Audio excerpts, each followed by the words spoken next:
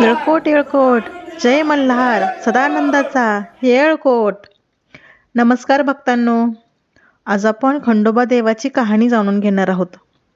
खंडोबा देव नेमके आहेत कोण, त्यांनी अवतार का घेतला आणि देवानं चक्क 2 लग्न का केली, हा तर प्रश्न सगळ्यांनाच पडला असेल आणि त्याचंच उत्तर आज आपण घेणार आहोत. खरं तर खंडोबा म्हणजे शिव आहेत, महादेवांचे ते एक अवतार आहेत. पण त्यासोबत आपल्याला अनेक प्रश्न पडतात की नेमकं म्हाळसा देवी कोण आहेत, बानाई कोण आहे आणि या दोघींशी लग्न करण्यामागचं त्यांचं नेमकं हेतू काय आहे, कारण काय आहे आणि त्यांचं अवताराची कथा देखील प्रचलित आहे. या सगळ्यांबद्दल आज आपण चर्चा करणार आहोत. त्यामुळं व्हिडिओ हा शेवटपर्यंत पहा, कारण खंडोबाची कहाणी खूपच अशी मनोरंजक आहे. तर मल्हारराया म्हणजेच आपले खंडोबा हे शंकर आणि तेच महादेव आहेत. पण आपल्या सर्वांसाठी, तुमच्यासाठी गावकरी रूप धारण करून आलेले एक मल्हारी मार्तंड खंडोबा आहेत. त्यांचं सूर्यकुलाचं तेज आहे. शेतकरी, धनगर, वाणी, मराठा तसंच अनेक जे समाज आहेत त्यांचं ते कुलदैवत आहेत आणि ते कुलदैवत म्हणून या धर्तीवरती त्यांचा जन्म झालेला आहे. त्यांना मनुष्य जन्म भेटलेला आहे, त्यांचा हा अवतार आहे. आणि आपली म्हाळसा देवी म्हणजेच पार्वतीचे रूप आहे. जिथे शिव आहेत तिथे म्हाळसा असणारच, म्हणजेच पार्वती. तर आता अवतार त्यांनी का घेतला यामागचं एक कारण आहे. जसं की तुम्हा सर्वांना माहीतच असेल, एकेकाळी मल्ल आणि मणी असे 2 राक्षस होते आणि ते पृथ्वीवर खूप अत्याचार करू लागले होते. गायी मेंढ्या हिसकावून नेणे, भक्तांना छळणे, यज्ञ तप नष्ट करणे आणि सगळीकडे अत्याचारांचं त्यांचं साम्राज्य पसरलं होतं. सगळ्या देवांनी कैलास पर्वतावर जाऊन महादेवांना विनंती केली की तुम्हीच यातून सोडवा. मग काय, त्यांनी हा मल्हारी मार्तंडाचा अवतार घेतला आणि मल्ल आणि मणी या राक्षसांचा त्यांनी पराभव केला. आता मल्हारराया ह्यांच्या जीवनामध्ये म्हाळसा देवी का आहे, तर म्हाळसा ही पार्वतीचं एक रूप आहे. पण त्यांना या जन्मामध्ये ती आठवण नव्हती की त्या स्वतः पार्वती आहेत. वाणी समाजामध्ये एका श्रीमंत व्यापाऱ्याच्या घरी त्या जन्माला आल्या होत्या. रूपानं अगदी तेजस्वी, अगदी अप्सरेसारखीच, बुद्धीने प्रखर आणि संस्कारांनी सुशील अशी होती.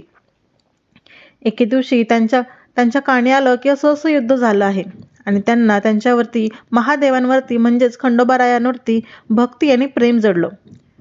त्यांनी कठोर अशी साधना केली, तप केलं आणि शेवटी महादेव त्यांच्यावरती प्रसन्न होऊन खंडोबारायांनी त्यांच्याशी विवाह करून त्यांना जेजुरीला घेऊन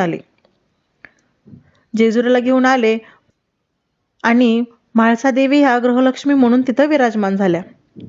मग प्रश्न हा उरतो की म्हाळसा देवी इतक्या सुशिक्षित, सुंदर, गृहिणी, मग त्यांना सोडलं का, तर हा गैरसमज आहे. त्यांनी कधीही म्हाळसा देवीला सोडलं नाही. परंतु त्यांचा जो समाज होता, जो इतर गरीब समाज होता, ते त्यांचे राजा होते, त्यासाठी त्यांना बानाईशी लग्न करावं लागलं. बानाईने देखील लहानपणापासूनच महादेवांची सेवा केली होती. खंडोबारायांवर त्यांनी अत्यंत भक्ती दाखवली होती आणि त्यांच्यावर त्यांचं लहानपणापासूनच प्रेम होतं. त्यांचे गुरु म्हणजे स्वतः नारद मुनी होते. त्यांनी बानाईला सांगितलं की अशा प्रकारे भक्ती कर आणि महादेवांना म्हणजेच आपल्या खंडोबारायांना प्रसन्न कर. आणि बानाईनं सर्व त्यांचं ऐकलं आणि मनोभावे त्यांची प्रार्थना, सेवा त्या करायला चालू झाल्या. आता महादेवालाच म्हणजेच आपल्या खंडोबारायांना बानाईशी लग्न करायचं होतं आणि एके दिवशी असाच सारीपाटाचा खेळ खेळावा असा त्यांच्या मनामध्ये विचार आला. सारीपाटाचे खेळ शिव आणि पार्वती हे नेहमी खेळत असतात. तसंच त्यांनी जेव्हा सारीपाटाचा खेळ माणसासोबत खेळायला चालू केला, त्यांची एक अट होती, जर मी हारलो तर मी माझं सर्व साम्राज्य सगळं सोडून मी इथून सगळं तुला देईन, असं त्यांची अट होती. आणि शेवटी काय, आपले खंडोबाराया ते सारीपाटाचा खेळ हारले. मग माणसाकडे सर्व सत्ता आली आणि ते सर्व सत्ता सोडून निघायला चालू झाले. म्हाळसा देवीला थोडं सुद्धा माहीत नव्हतं की हा खेळ मी जिंकल्याच्या नंतर खंडोबा इथून निघून जाणार आहेत. त्यानंतर त्यांच्या कानावरती अशा बानाईबद्दल असंख्य गोष्टी कानी ऐकायला येतच होत्या. त्यांच्या मनामध्ये शंका देखील येतच होती. अतिशय तापट, उग्र, रागीट आणि तितकाच प्रेमळ असा त्यांचा स्वभाव होता. खंडोबा जेजुरी सोडून जातील हे त्यांना दुःख सहनच झालं नाही आणि त्या शिळा रूपामध्ये तिथं तयार झाल्या, म्हणजे शिळारूप म्हणजे दगडामध्ये त्यांचं रूपांतर झालं. आणि खंडोबादेव आपले बाणाईकडे निघाले. परंतु ते बाणाईकडे डायरेक्ट असे गेले नाही आणि लग्न करून घेऊन आले नाही. कित्येक वर्ष तरी ते बाणाईच्या सोबत बाणाईच्या घरी चाकरी करत राहिले. एका म्हातारा आजोबांचं त्यांनी सोंग घेतलं आणि त्यांच्या घरी ते चाकरी करू लागले. बाणाई म्हणजे कोण, तर एकदम शेतकरी, धनगर, गुराखी, गरीब रानावनात अशी हिंडणारी ती साधी कन्या होती. ती देखील मोकळी, ढाकळी, रानटी आणि निसर्ग अशी एकरूप होती. आणि निसर्गाशी नातं एकरूप करण्यासाठी, अशा गरीब लोकांशी आपलं नातं घट्ट करण्यासाठी महादेवांना हिच्याशी विवाह करावा लागला होता. पण ह्या मागची आणखी एक जे कारण आहे ते आपण थोड्या वेळाने पाहणारच आहोत. आणि एक दिवस असा आला जेव्हा मल्हारी मार्तंड त्यांच्या खऱ्या रूपामध्ये प्रकट झाले आणि ते बाणाईशी लग्न करून त्यांना जेजुरीला घेऊन आले. जेजुरीला आल्याच्या नंतर म्हाळसादेवीला अत्यंत राग आला. त्यांनी त्यांचा स्वीकार करण्याचं नाही करण्याचं ठरवलं आणि गडाच्या पायथ्याशीच त्यांना थांबून ठेवलं. त्यांनी दुसरं लग्न केलं हे त्यांना गोष्ट सहनच होत नव्हती. त्यांना विचार येत असे की माझ्यामध्ये काय कमी आहे किंवा माझं काय चुकलं आहे म्हणून महादेवांनी, आपल्या मार्तंड भैरवांनी लग्न केलं असेल.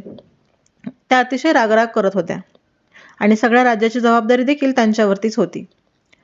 मग काय, आपण कधीही जेजुरीला गेलो तर आपण पाहत असतो तिथे 2 राजवाडे आहेत. एक बाणाईचं घर गडाच्या अगदी मध्यस्थानी घर आहे. एका रात्रीमध्ये महादेवांनी ते मंदिर त्यांच्यासाठी घर असं बांधलेलं होतं. तो एक राजवाडा आहे. बाणाई तेथे राहायच्या. बाणाईचं मंदिर हे गडाच्या मध्यस्थानी आहे आणि जेजुरी हे अगदी टोकावरती आहे. हे आपल्याला तिथं पाहायला भेटतं. आता लग्न झाल्याच्या नंतर त्यांच्यामध्ये सारखे वाद होत असत. परंतु दोघींनाही एकच प्रश्न होता की नेमकं आमचं देवांशी लग्न का झालं असेल, आणि त्याचंच उत्तर त्यांचं शोधायचं, यासाठीच त्यांचा जन्म झाला होता. खरं तर त्यानंतर नारद मुनींनी एक आख्यान ठेवलं होतं आणि आख्यान हे असं होतं, त्याचे नियम असा होता की आख्यानाच्या शेवटी दोघींमधली ज्याला कोणाला आपल्या पूर्वजन्माची आठवण होईल त्यासोबत ते कैलासात परत जाणार होते. सगळ्यांना थोडे थोडे नेहमी संकेत भेटत होते. परंतु शेवटी अशी एक वेळ आली की सगळ्यात आधी म्हाळसादेवींना हे सत्य समजलं. तर मग हे सत्य काय आहे, तर हेच सत्य आहे की म्हाळसादेवीसोबत, म्हाळसा आणि बाणाईसोबत ह्यांना लग्न करण्याचं कारण काय आहे. तर खूप जुनी गोष्ट आहे. जेव्हा शिव आणि पार्वती हे कैलास पर्वतावर राहत होते आणि त्यांची सखी म्हणजेच बाणाई ही त्यावेळेस त्यांची सखी होती. तिचं नाव जयाद्री होतं. तिचंही नकळत महादेवांवरती प्रेम जडलं आणि ही इच्छा त्यांनी पार्वती देवीला व्यक्त करून दाखवली. पार्वती देवीने त्यांना असं वचन दिलं की एका रूपामध्ये तुला त्यांची बायको होण्याचा मान मी देईल.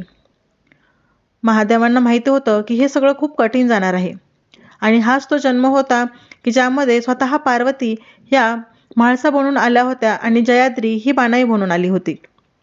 दोघींनाही त्यांच्या पूर्वजन्माची आठवण नव्हती आणि आख्यानाच्या शेवटी दोघींनाही त्यांच्या पूर्वजन्माची आठवण झाली आणि शेवटी तिघेही गड सोडून कैलास पर्वतावर निघून गेले. तर खरं हे कारण आहे. शिवांनी आणि पार्वतींनी जयाद्रीला दिलेलं हे वचनाची एक पूर्णपूर्तीच आहे. तुम्हाला हे कारण माहिती होतं का? किंवा तुम्हाला असं भरपूर अशा लोककथा आहेत, असंख्य अशा काही गोष्टी आहेत, कुठल्याच ग्रंथामध्ये असेल. जर तुम्हाला वेगळी काही माहिती असेल तर मला कमेंट बॉक्समध्ये नक्की कळवा. आणि जर ही माहिती तुम्हाला आवडली असेल तर मला नक्की सांगा. आणि अशाच नवनवीन माहितींसाठी चॅनलला सबस्क्राईब करायला देखील विसरू नका. धन्यवाद मंडळी. भेटूया पुढच्या